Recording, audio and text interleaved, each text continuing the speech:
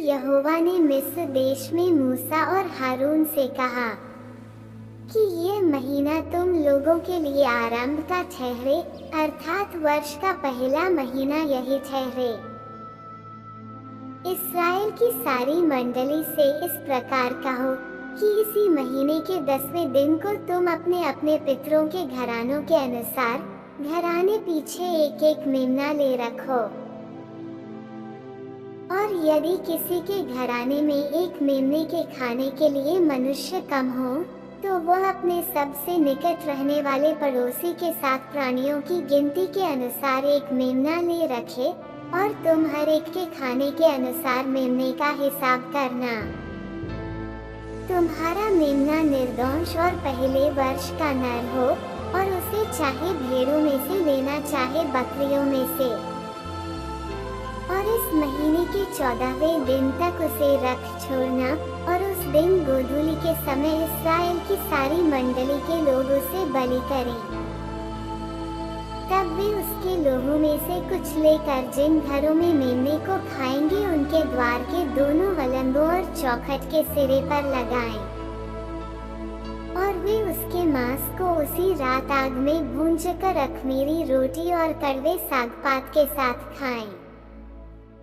उसको सिर, पैर और अतड़ियों समेत आग में भूंजकर खाना, कच्चा व जल में कुछ भी पकाकर न खाना। और उसमें से कुछ बिहान तक न रहने देना, और यदि कुछ बिहान तक रह भी जाए तो उसे आग में जला देना। और उसके खाने की यह विधि है कि कमर बांधे, पाँव में जूती पहने और हाथ में लाठी लिए हुए उसे फुर्ती से खाना, वो तो यहोवा का पर्व होगा। क्योंकि उस रात को मैं मिस्र देश के बीच में से होकर जाऊंगा, और मिस्र देश के क्या मनुष्य क्या पशु सबके पहिलौठों को मारूंगा, और मिस्र के सारे देवताओं को भी मैं दंड दूंगा। मैं तो यहोवा हूँ। और जिन घरों में तुम रहोगे उन पर वो लोहू तुम्हारे निमित्त चिन्ह ठहरेगा, अर्थात मैं उस लोहू को देखकर तुमको छोड़ जाऊंगा। और जब मैं मिस्र देश के लोगों को मारूंगा, तब वह विपत्ति तुम पर न पड़ेगी और तुम नाश न होगे।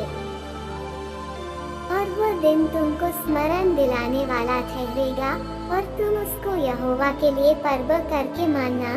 वह दिन तुम्हारी पीढ़ियों में सदा की विधि जानकर पर्व माना जाए।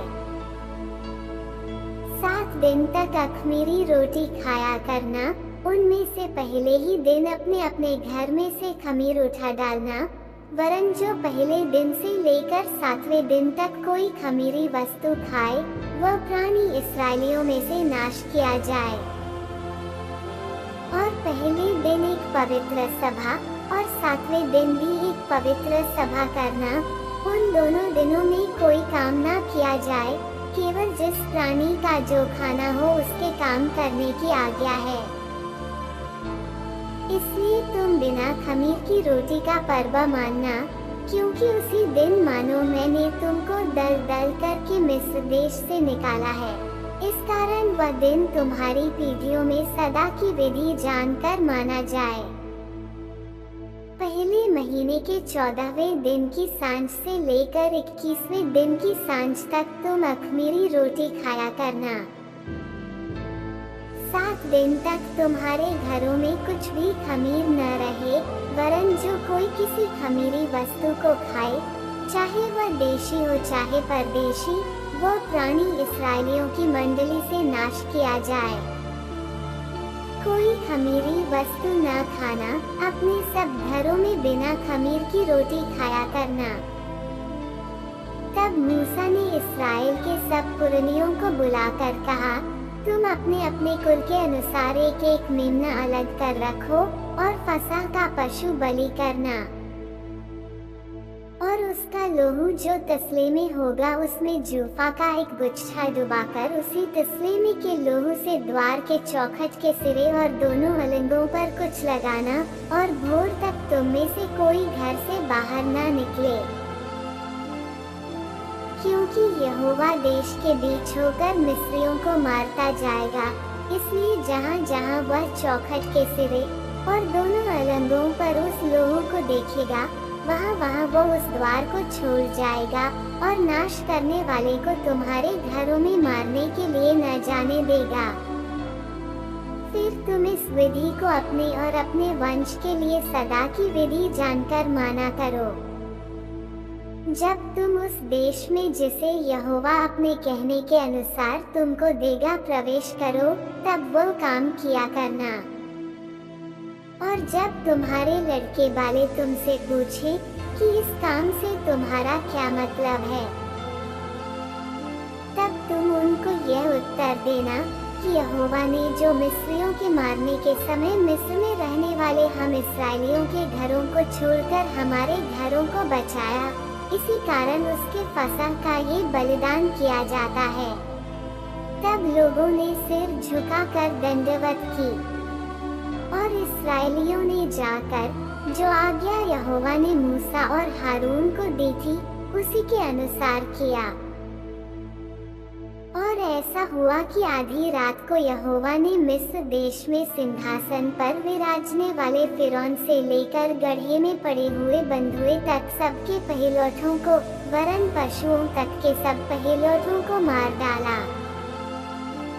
और फिरौन राती को उठ बैठा और उसके सब कर्मचारी वरन सारे मिस्री उठे और मिस्र में बड़ा हाहाकार मचा, क्योंकि एक भी ऐसा घर न था जिसमें कोई मरा न हो।